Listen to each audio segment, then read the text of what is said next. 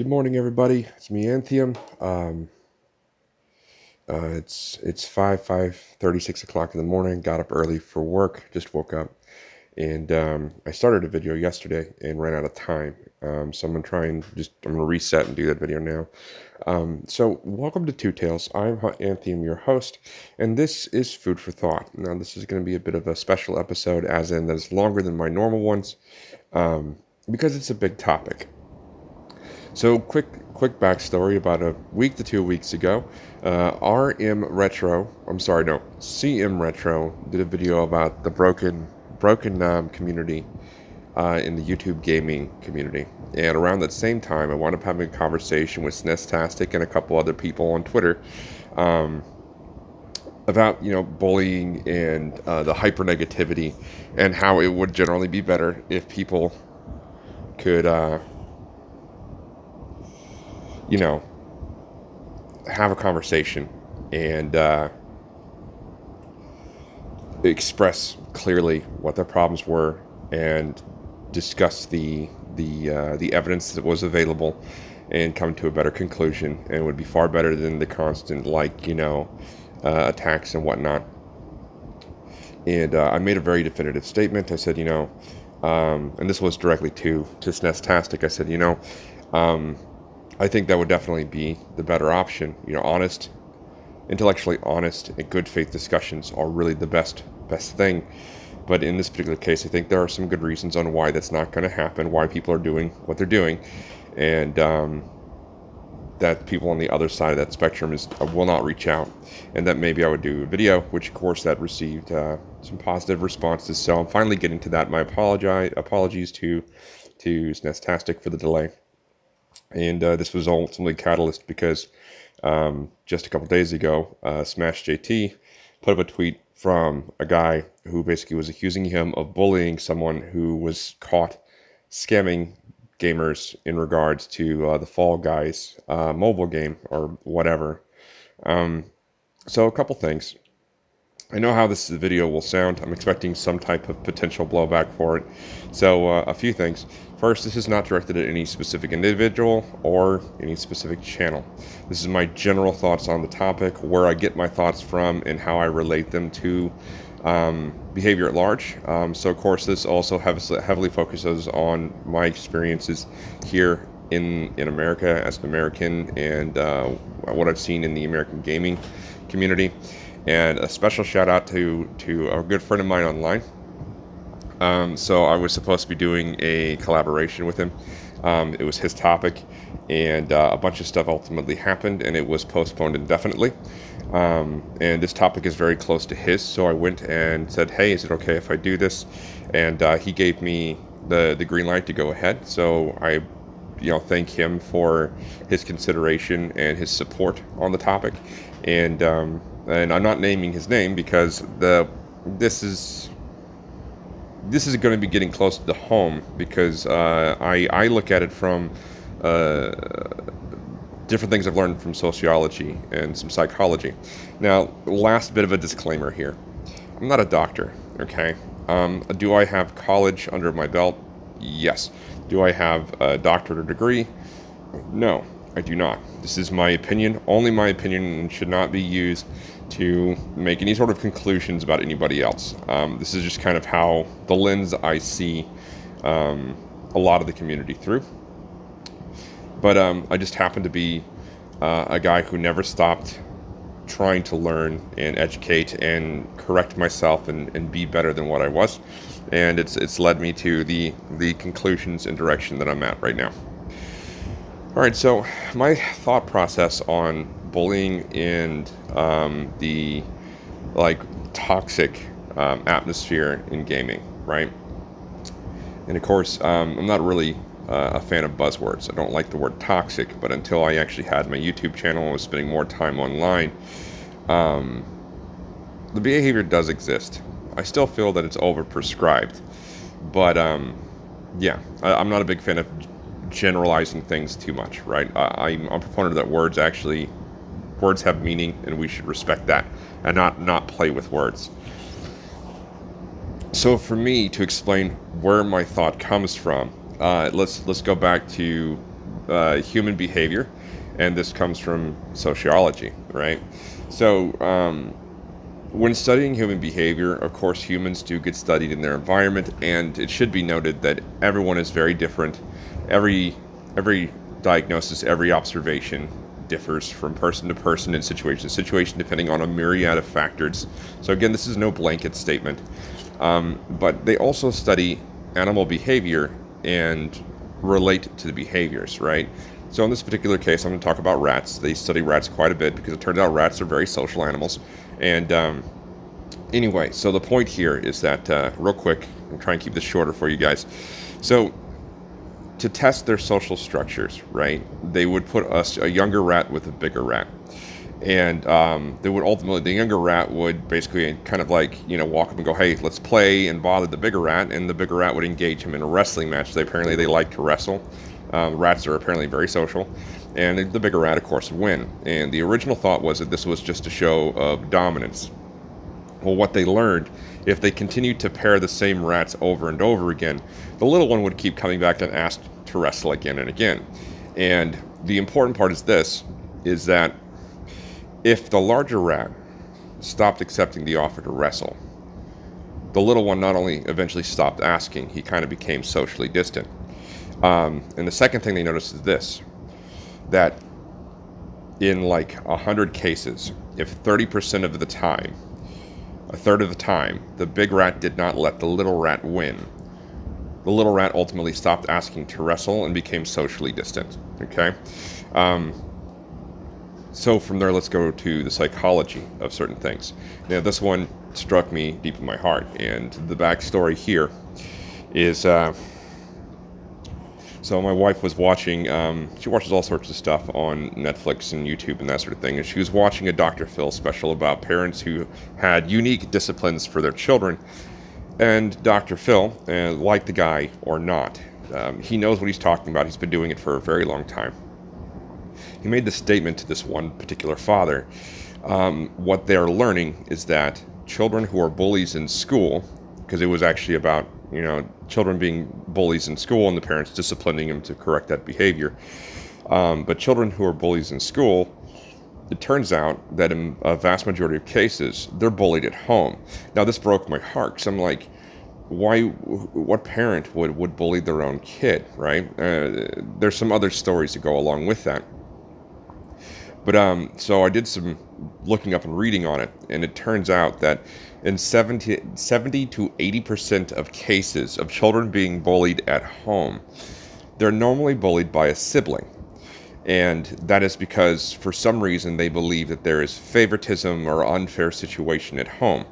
And the reason the situation gets to the point where the kid starts bullying others at school because of their siblings is because doctors, parents, specialists usually will look at it and go, oh, this is kids being kids, and not see the finer sides of what's actually going on. So here's what I take from that, right? So let's take a person, right?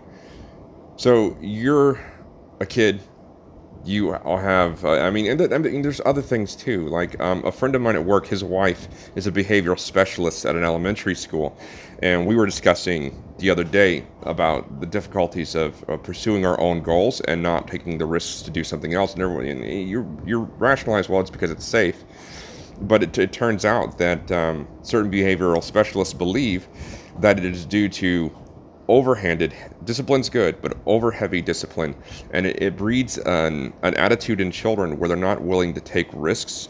They'll just do what's safe because they don't want to fail and they don't want to get into trouble, and because they're so scared of failure that they never risk success, right? And I'm not going to say that I'm that kind of person, but I will say that the idea of failing in certain aspects really ties my hands, and I presume this is fairly normal.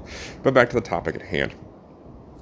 So my thought is this: if you look, and again, I'm talking about American society here, right? And this is where it gets really hot button issue, because it starts getting into the current social climate in the States, right? Because even like and certain statistics out there show that a majority, or at least half, or just over half of gamers are guys, right? But so you have someone who is potentially bullied at home, goes to school, is bullied at school, um, and you have to understand, bullying is the unnecessary need to bring someone down, to pursue people relentlessly, and to assert your own power. Now, it turns out, and this part goes back to Dr. Phil, that bullying itself is it's an expression of the person's need to feel powerful, but it's also an expression of kind of uh, being individually. Oh, what was the word? I'll think of the word. But the point is it's the only way they can really express themselves. And self-agency. That's what it was. Bullying is actually, in a lot of times, is the expression of personal power and self-agency, because everything else in their life has oppressed a person so much that they don't feel like they're in charge of themselves, that they have any power or control over themselves or their lives. So here's what I take from that. So if you have a person who was, bullied as a kid, who became a bully, or even worst case scenario, they get bullied at home, but because of the social stature of their sibling, or because they're living in a new area, or because they happen to be a smaller guy, or they prefer to read versus athletics, for whatever reason, they are still socially stigmatized in school to the point that they don't even get the chance to be the bully at school. You wind up breeding an individual that feels constantly oppressed and frustrated. And the only time that they can feel like they have power over their own lives would be when the internet moved in. And this is what I mean by that, and why we're seeing it in the gaming community, is now you're behind. And yeah, I wear a mask. I get the irony of my statement here. But now you're hiding behind a logo and a false name. And you're going after people that cannot potentially directly impact you. You can turn around and make it a one-sided conversation, block them out. You can hound them every step of the way. And there's very little that the person on the other end of that internet line can even do about it. And because it's an image, because you don't have a real name, that person's no longer a human. It's this person's just a symbol for you to vent your frustrations and exercise your power and self-agency on. And what does that have to do necessarily with gaming? Well, the thing with gaming is, what do? We play games to entertain ourselves. Unless you're a competitive player, right? We're not going to talk about competitive gameplay here. This is basic gaming, going online to play whatever have you. The commentary gaming community that follows around and marches to certain drums. So what you have is, you log in to play. This is your time to feel yourself, to have power over your character. It's your game time. No one can impact that. And then you encounter someone who plays better than you, disagrees with your execution on something, anything along those lines. And this person becomes your enemy because they are opposing the thing that's making you feel better. They are opposing your exercise of your self-agency. And once you have identified this difference in this faceless person on the other side of the camera, or even if it's a person with a face on the camera, that's even a better target, because now you can actually look at someone and identify an actual individual that offends you in some way.